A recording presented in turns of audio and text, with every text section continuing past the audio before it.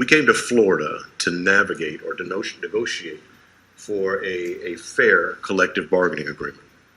Despite meeting daily while here in Florida, there is still work that needs to be done. We are seeking improvements to our CBA because significant improvements are needed. We've made no mistake about that fact over the course of the last 3 or 4 years based on what we've seen on the field and off the field. It's against that backdrop of growing revenues and record profits for owners in the league that players seek and deserve nothing more than fundamental fairness. Players want to play. We all know that. But the reason we're not playing is simple. A lockout is the ultimate economic weapon. Let me repeat that. A lockout is the ultimate economic weapon. In a $10 billion industry, the owners have made a conscious decision to use this weapon against the greatest asset they have, the players. But the group won't be intimidated. I've seen more unity over the last few years than at any time in our recent history.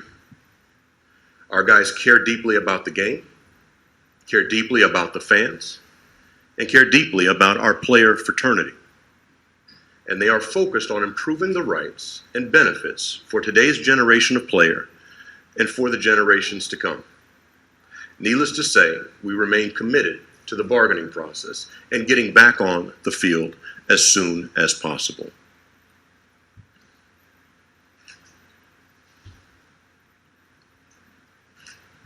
Sylvia, are we opening the floor?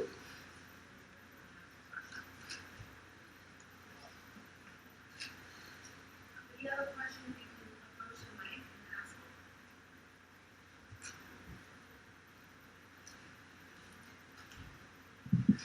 I guess this is for anyone who wants to answer it. I mean, you guys knew coming in this was going to be contentious and they weren't going to kind of roll over for you. But was there anything about the way the owners approached this or their priorities that surprised you and complicated this even more than you thought? Thank you for the question. And I suppose I should have introduced the folks that are here on the dais. To my right, Andrew Miller. To my left, Bruce Meyer with the PA, and Max Scherzer on his left. In regard to the process and what we've seen, the entire process has been an interesting one, to say the least.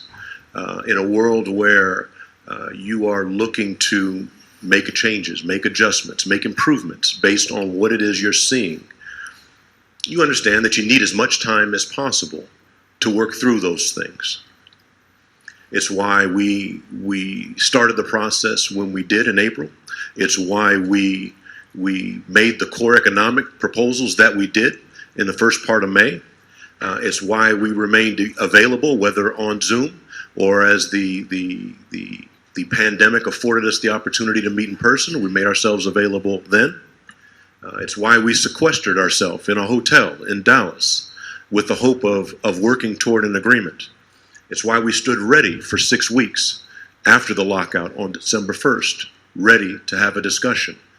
It is remarkably interesting against the backdrop of the things that needed to be worked through to find ourselves on February 28th, over the course of the last week in West Palm Beach, working through the issues that, quite honestly, needed to be and could have been and should have been discussed in more depth much earlier than they were.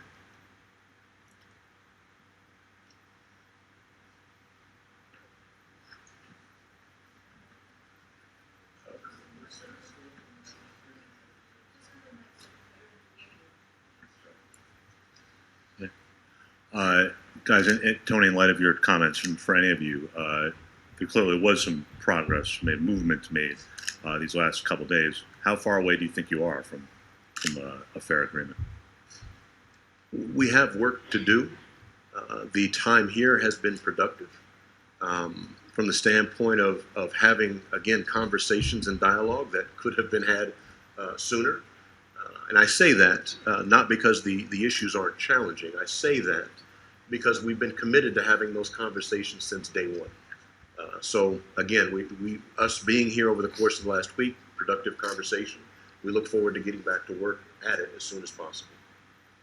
if I could ask a follow, we've kind of all seen this storm coming for quite a while.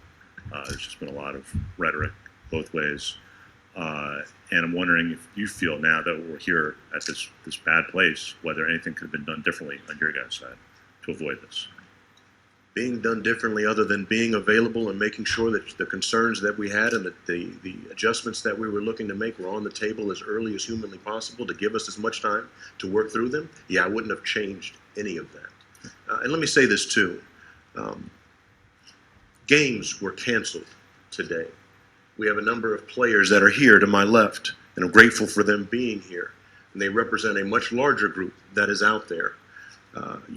During the course of a player's career, you only get so many opening days. You're fortunate enough to get one in the big leagues. If you're an average major leaguer, you might see 4 of them.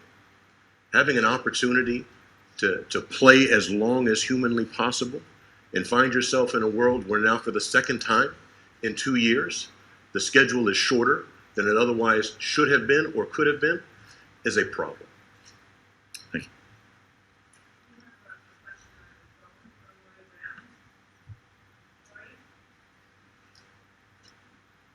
Hey, this is for either Tony or Bruce. This is Maury Brown. So it was obvious that there were some concessions early on. Certainly there was word that expanded playoffs were there. There was talk about sponsor patches. I mean, there were a number of concessions very early on that seemed fairly comprehensive that might seem to make things move in a more positive direction by the league. First of all, was that by design? Was the sponsor patch conversation ever part of the conversation? And do you feel in retrospect that maybe having that out on the table early, given the fact that the owners seem to be more incremental in their movements, might have been detrimental? Hi, Maury, it's Bruce. I may be misremembering. I think we may have put that on the table in Dallas. In Dallas, in the hopes of trying to avoid a lockout. We came down there prepared, as always, to negotiate in good faith. In Dallas, we among other things, put those on the table. Also, I think for the first time, said we would agree to a form of expanded playoffs, not the format that MLB wanted, but and those things had tremendous value to MLB. And so we think there are a lot of features in the things that we offered, obviously beneficial to players, but that would also have been a great benefit to the owners.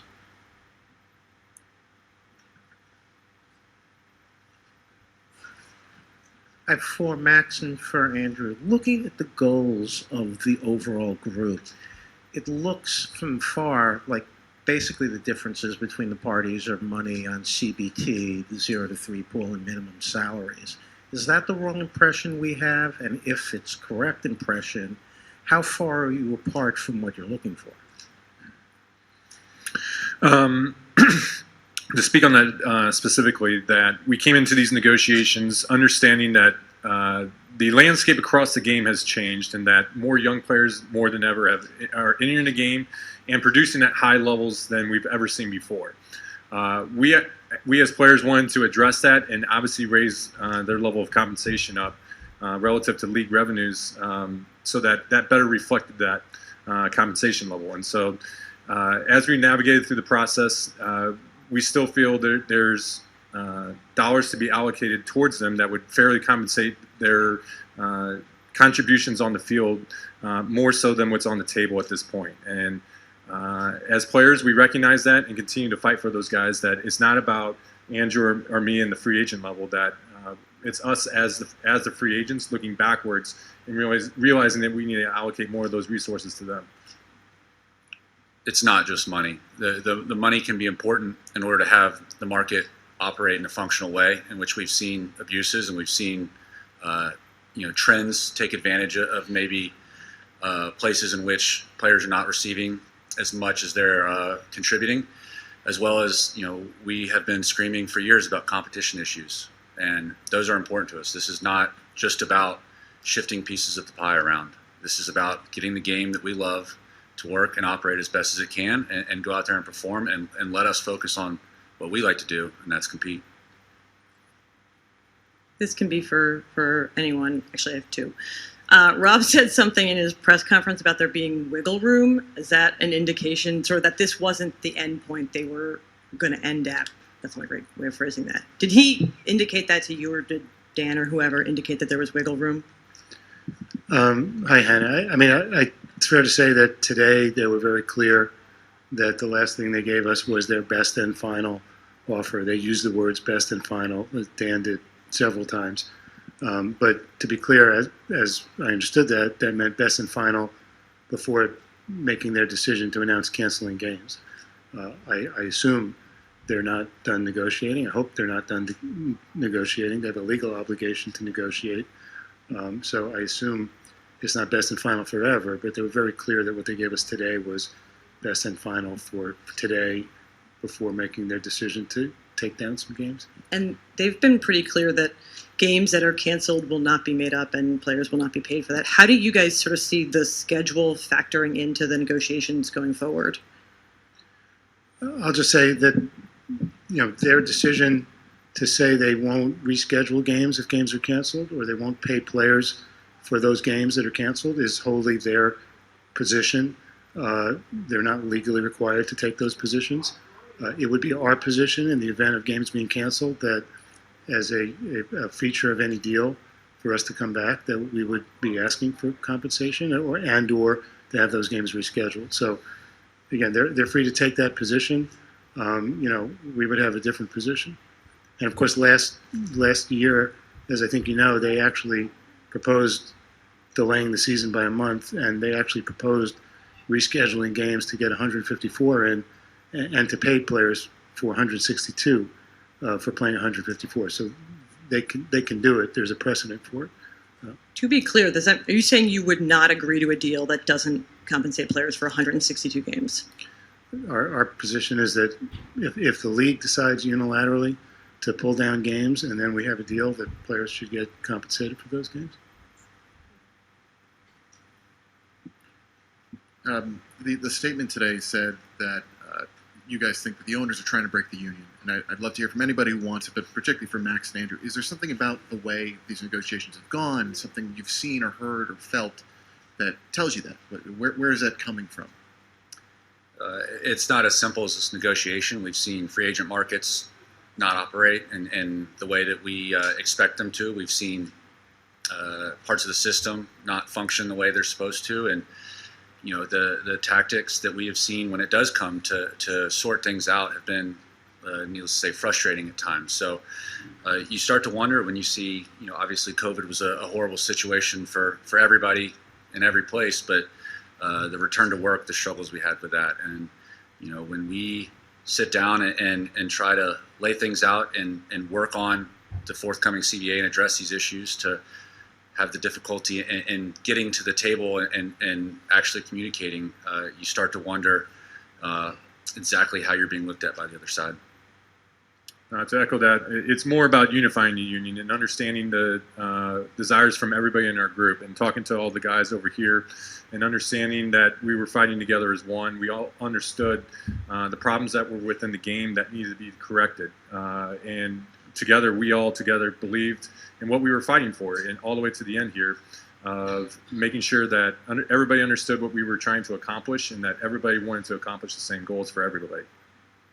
Just real quick, as far as player unity goes and the length of time this could go, are there discussions about how long guys are prepared to not play? We're prepared. We've seen this coming in a sense. It's unfortunate, but this isn't new to us. This is not shocking. It's, again, unfortunate, but our communication, our willingness to see each other's point of views and to find solutions and to fight for what's right is nothing like I've seen before. I can tell you that. Right, and this has been making in the years of seeing things that have happened over the course, specifically of this last CBA, things that have happened to different players that has made us outraged in certain situations that we absolutely have to have corrections, and that's why we feel necessary to be able to continue this fight. Bruce, you said before how you would now, you're for pay, back pay, potentially service time now becomes a position that you're going to have to take, but you're now adding more big issues to a long list of issues you already have. So what gives you the confidence that there is a better deal that could come your way? Well, yeah, I think it's like any labor situation. I mean, our whole labor process basically plays out this way. We have our positions. We feel strongly about them. The players feel strongly about them. We think they're fair. We think they're reasonable. We believe we've been negotiating good faith from the beginning. The league obviously has a different view, and this is the way the labor process plays out. The league is attempting, as Tony said, to use its economic weapons, and the players, as the guys have said, are unified in fighting for what's right here. So, the alternative is to take a deal that we and the players feel is not a fair deal. That's really the only alternative. Either take a deal that the players don't feel is fair, or continue to fight. At the end of the day, as you know, it's the league's lockout. They can decide to end it whenever they want. So players really don't have much of a choice in that. But players, as Andrew said, and Max are committed to fighting for a deal that they think is fair.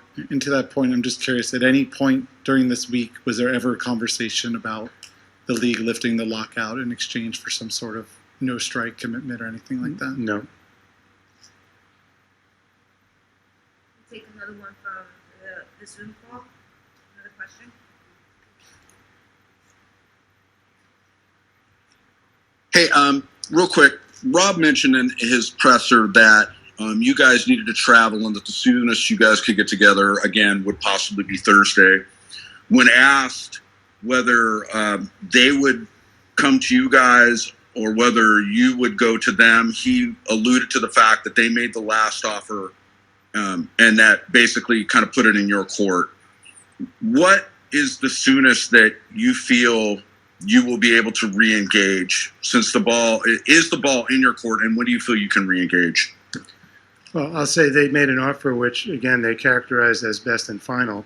To me, that means don't bother counter-offering. And that's what best and final means, at least today. In terms of whose court the ball is in, I think it's incumbent on both sides to be at the negotiating table. We're certainly prepared to do that whenever it makes sense, and I assume they are as well. Understanding that the deadline was one that was chosen by the owners and then arbitrarily extended to kind of fit their thing, it still was enough to create urgency for a 17-hour negotiating session and 9 consecutive days of it. How do you recreate that? What recreates that kind of urgency that could get you all to a place where I get the sense you felt some progress was made as a result of a ticking clock? Derek, I'll say this. If there's an interest to go back to the field now and continue to have a conversation, we'll go back to the field now and continue to have a conversation. From day one, we've been committed to the process and committed to having the discussions that needed to be had in order to find common ground on a fair agreement. It doesn't change. They set a deadline. We had a deadline at the end of the CBA. They set a deadline here. We're willing to stay here and have the conversation tomorrow. We're willing to fly back to New York. We're willing to go wherever we need to go to get back in the room and continue the dialogue that has begun, that began a long time ago, and that had some progress over the course of the last few days against the deadline that they set. Do you get the sense, even with this press conference here, that the progress made is where you begin the next conversations, or does some of this then have to restart? Do you feel like where you're at, Bruce? I guess I'll just say, as I think you guys know, there was some progress made on certain issues this week, but I think we've also been clear and consistent that there were major issues on which we were very far apart. We've said that to the media consistently. We've said that to the other side consistently.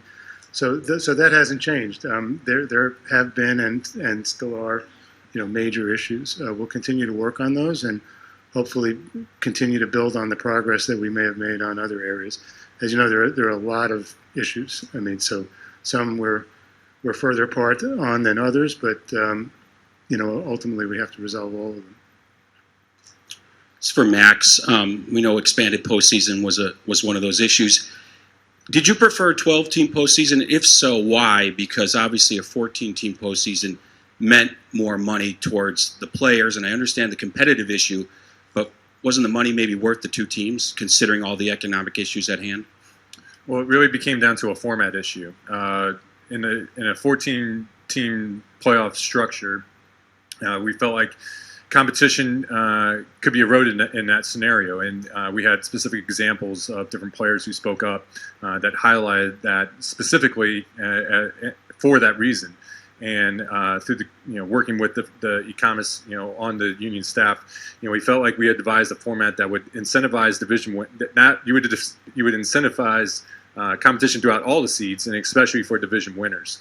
And that was very, very important to us, because when we play 162 games, when you're out there, and I know we're all trying to win that division. I mean, that's such an important piece to this when we're out there playing the games, to have that remain true. If that piece wasn't in the puzzle in the 14-team playoff structure, we didn't see that home field advantage. Solely home field advantage was going to be the necessary piece to try to go out there and win your division. And so for that reason, that's why a 12-team format made more sense to us. The bye for the division winners wasn't an incentive enough? But then continuing on from those division winners down, we didn't see the proper incentive for those other two division winners. Yeah, it was a buy just for one division winner. Right. Or each league. That's right. A core goal of this negotiation is to increase competition. There's no way we're leaving the table without something that does that. And there are proposals, and we've spent a lot of time debating the merits of various playoff formats, and there's probably not a better guy to ask in the room than Max. But we're not going to do anything to sacrifice this competition and seize anything that points towards mediocrity. That's the antithesis of our game and what we're about as players. We didn't understand why they didn't want to take us up on a more competitive format. We have Liz Mullen on the phone.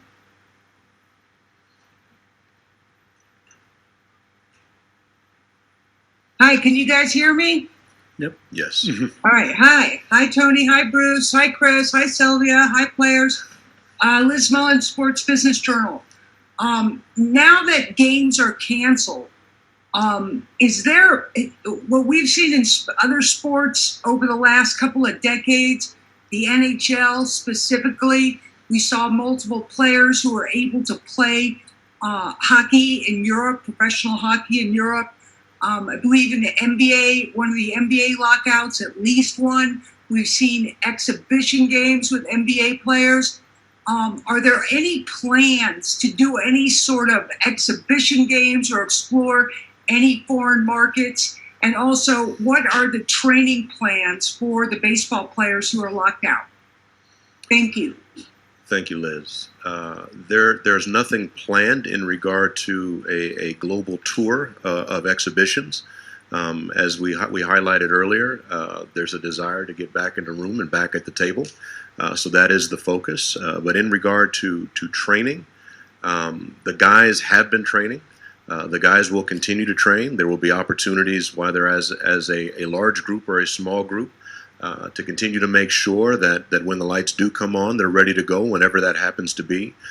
So I think at this point, the guys continue to work through the calendar as they normally would, such that the fans can be completely confident that when the lights come on, the guys will be ready to go. Thank you. It's James Wagner, the New York Times. Two questions to follow up on that. Like, what else are you guys doing to, I guess, support players throughout this time? Medical benefits, financially, I mean, the training, like we're talking about, at however long this might last. If you could just detail what you guys do for everyone. Thank you, Wax. So in a scenario where players are locked out, it is important to make sure that in all the preparations we've done prior to, and all the things that are going on during the course of that lockout, that as you just referenced, their rights are being protected, and the support that they need is being provided. Sometimes that support is financial. You mentioned benefits and medical, as most may or may not be aware. The medical benefits run April 1st to April 1st. In the event that games are missed, it's important to make sure that for the players and for their families that medical coverage continues. So we have a responsibility to make sure that that happens. From a financial standpoint, there are, much like in 2020, when we played less than a full season, support was provided via a stipend mechanism that started for players on February 1st of this year. Today is February 28th. Oh, today's March 1st. Sorry, been in a room for a bit. You got extensions. That's okay. Yeah, March 1st. Today was another distribution, and players have been made aware that they will receive financial support on April 1st as a result of the preparations that have been made in the event that they needed to be provided. And the second question, the league, I guess they valued today's best and last proposal as like $500 million in additional compensation for players. If you, Bruce specifically or Tony, could you explain why, whether you do agree with that, and then why that deal specifically was not, to your guys' liking, if that makes sense?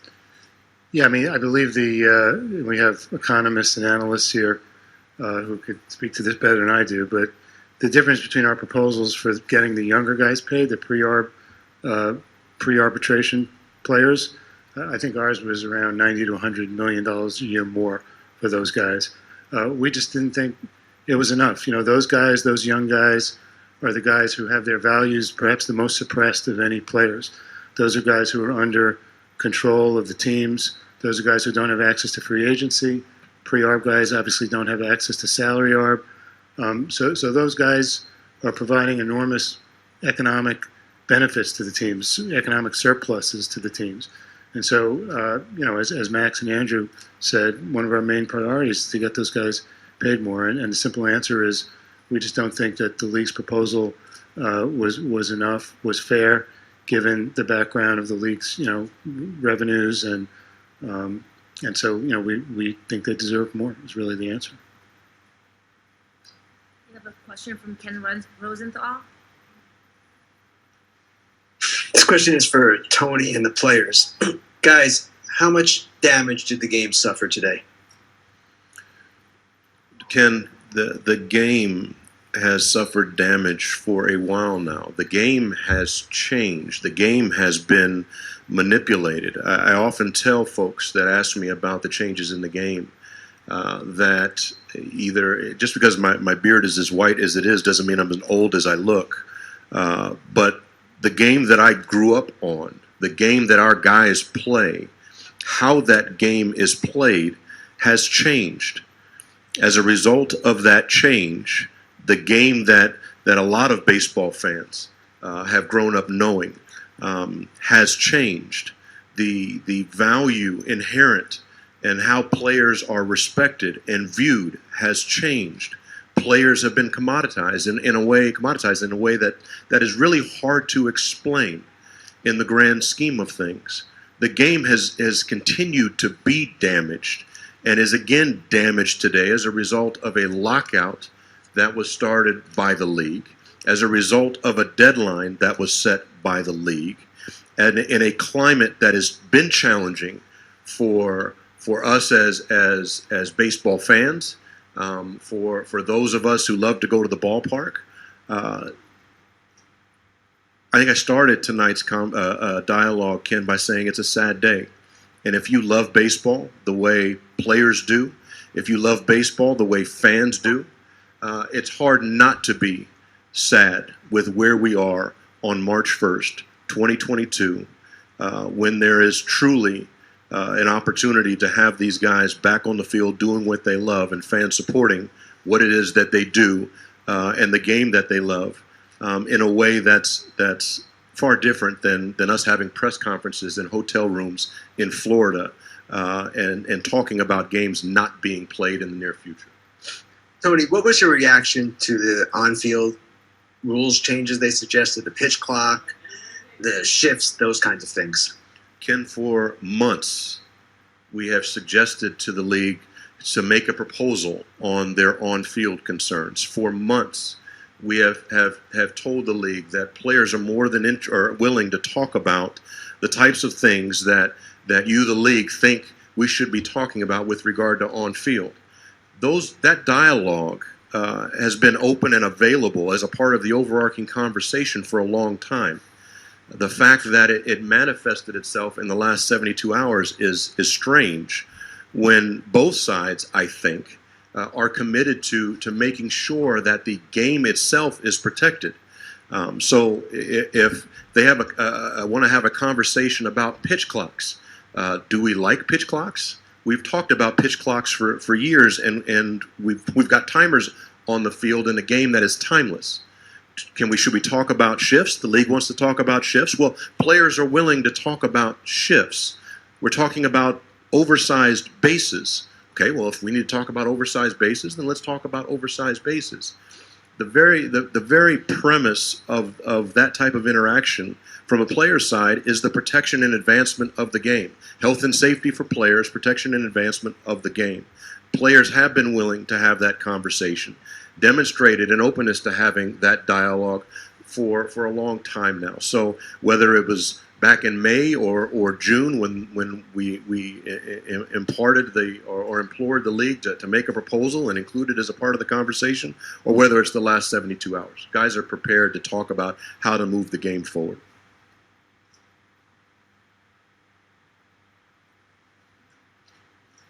This is for Max and Andrew. Particularly Max, how important was the luxury tax threshold? In the sense when you play for the Nationals, big payroll, Detroit, Dodgers last year, and now the Mets. How big of an issue is this for you and Andrew as far as free agency? Well, we look at the competitive balance tax as a breakaway spending mechanism. That's how this thing was originally negotiated. And when you look at the history of baseball here and our labor, we're not seeing that function as breakaway spending. We're seeing it act as a salary cap, and no other way can be shown point blank and simple than the San Diego Padres having a higher payroll than the New York Yankees. Yeah, and Bob, not to pick on you, but why should the CBT affect me differently than Max? It affects every single player, and I mean that. We've seen it, we've heard it. Every one of us, if we haven't felt it directly affect us, we have an agent or we have a friend or a teammate that it has affected, and it's not functioning the way it was intended. It's incredibly important to just the way the game works, and we've seen it. I don't want to say necessarily abused, but taken advantage of and used in a way that it was not intended, and we have a great issue with that. Marcos Grunfeld on the phone. Hello, Tony. Hello, Bruce. I have a couple of questions. The first one is the league had said that they need a month for the spring training to be played after the lockout is ended. And my question is, do you think that is enough time for the teams to make all the roster moves that they didn't can make in the past 3 months? And the second question is, there is some conversation about the World Baseball Classic, which is supposed to be played next year.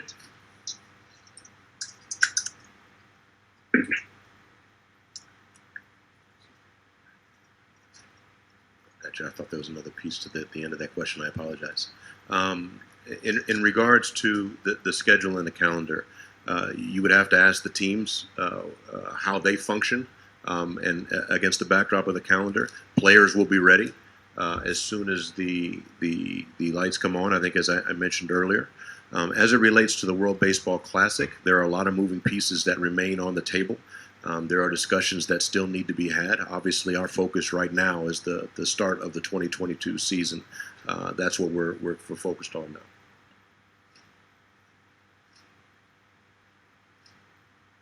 One last question from Maury on the phone. Yeah, hey, Tony, I wanted to follow up on what Ken was asking about on the field. It was reported that Rob wanted to try and move his ability to go unilateral much sooner. I want to say 45 days from notification. He's now can give a year's notice. You mentioned that you've been ready to have the dialogue about it on the field, and then it came up at the last second.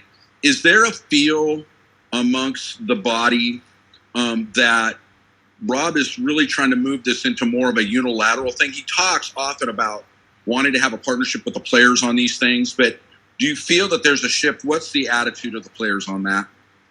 You'd have to ask Rob what Rob's desire is. It's clear that what he put in a recent proposal was with an eye on shortening the length of time necessary to make an on-field change.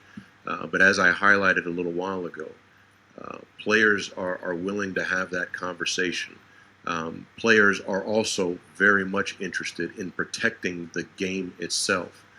So while wanting to move the game forward, while acknowledging that the game has changed dramatically, you always have to be cognizant of why the game may have changed and may have been adjusted, and be very deliberate and careful from the standpoint of just changing rules to change rules.